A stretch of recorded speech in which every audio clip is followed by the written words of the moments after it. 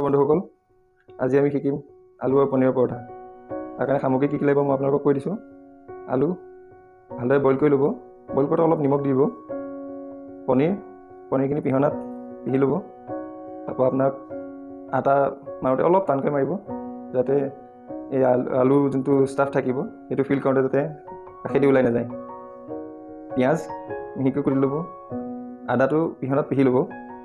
নহৰুখিনি কুটি ল'ব। জলকীয়াখিনি মিহিকৈ কুটিব। জিৰা গুড়ি লাগিব, নিমখ আৰু ৰিফাইন। এতিয়া আমি পিঁয়াজখিনি তেলটো অলপ গৰম কৰি ভাজিম।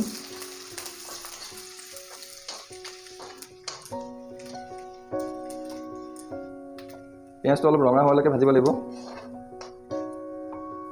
পিঁয়াজখিনি অলপ ৰঙচুৱা হৈছে। এতিয়া আমাৰ নেক্সট নহৰু, আদা, জলকীয়া, জিৰা গুড়ি, নিমখটো আপোনালোকৰ সোৱাদ অনুসাৰে দিব পাৰে। আৰু যদি বিচাৰে আপোনালোকে জ্বলাটো সৰহকৈ দিম বুলি, তেতিয়া আৰু অকণ জ্বলা দিব পাৰে। এতিয়া এইখিনি অলপ ভাজি লওক। এয়া আমাৰ ভজা হৈ গৈছে।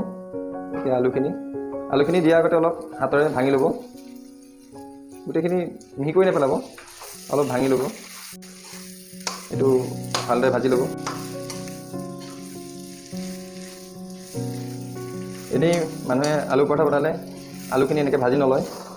আলুটো পিটিকা কৰি পেলাই তাত ৰুটিৰ ভিতৰত ষ্টাফটো ভৰাই, কিন্তু আমি ভাজি ল'ম। ভাজি ল'লে ইয়াৰ সোৱাদটো বৰ ধুনীয়া হয়। আমাৰ আলুখিনি ভজা হৈছেই অলপ। ইয়াতে যদি আপোনালোকে বিচাৰে হালধি গুড়া ব্যৱহাৰ কৰিব পাৰে, কালাৰটো অলপ ভাল কৰিবৰ কাৰণে।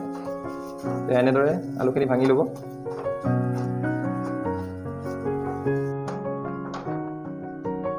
এতিয়া আমাৰ আলুখিনি ভজা হৈ গ'ল। এইটো পনীৰখিনি কিন্তু ভাজিব নালাগে, আমাৰ গেছটো নুমাই লোৱা হৈছে। এইটো পনীৰখিনি আলুখিনিৰ সৈতে ভালদৰে মিলাই ল'ব। এয়া আমাৰ ৰুটিৰ ভিতৰৰ যোনটো ষ্টাফ, সেই ষ্টাফটো ইতিমধ্যে তৈয়াৰ হৈ গৈছে। এতিয়া এই ষ্টাফটো অলপ ঠাণ্ডা হোৱালৈকে অলপ ৰাখি দিয়ক। এয়া আটা এনেদৰে গোল কৰি ল'ব। এতিয়া আপোনাক আটা গুড়ি অলপ লাগিব বেলিবৰ কাৰণে।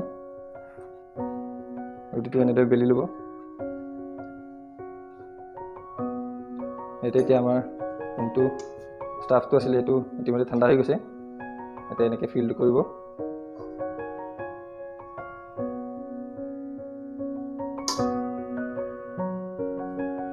এতিয়া এনেদৰে বেছি পৰিমাণে দিলে এইটো ভাল নহয়, কাষেদি ওলাই যাব।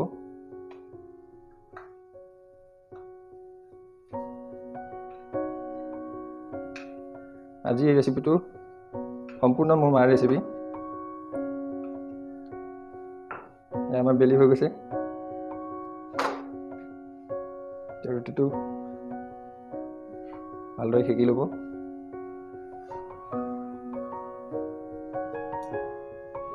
এতিয়া আমাৰ ৰুটিটো এক চাইড সেকা হৈ গৈছে। এতিয়া আমি লুটিয়াই দিলোঁ। পৰঠাটো ভালদৰে সেকি ল'ব। ইয়াৰ পিছত আমি তেলৰ ব্যৱহাৰ কৰিম, কিন্তু আমি প্ৰথমতে দেখাইছিলোঁ যে ৰিফাইনটো ব্যৱহাৰ কৰিব লাগিব। এতিয়া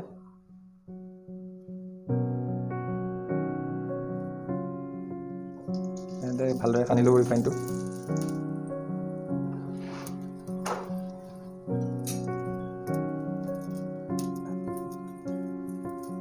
এইটো যদি আপোনালোকে বিচাৰে তেতিয়াহ'লে আপোনালোকে বাটাৰো দিব পাৰে। পৰঠাটো সেকোঁতে তাৰো টেষ্টটো বেলেগ আহে।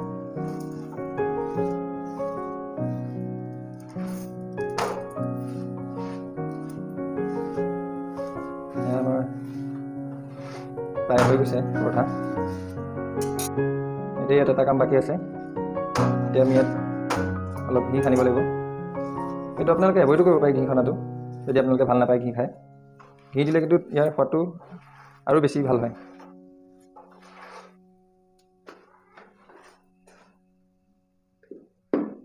গতিকে বন্ধুসকল, আজি ভিডিঅ'টো কেনে পালে জনাব, আৰু লগতে আপোনালোকে ঘৰত এবাৰ হ'লেও ব্যৱহাৰ কৰি চাব।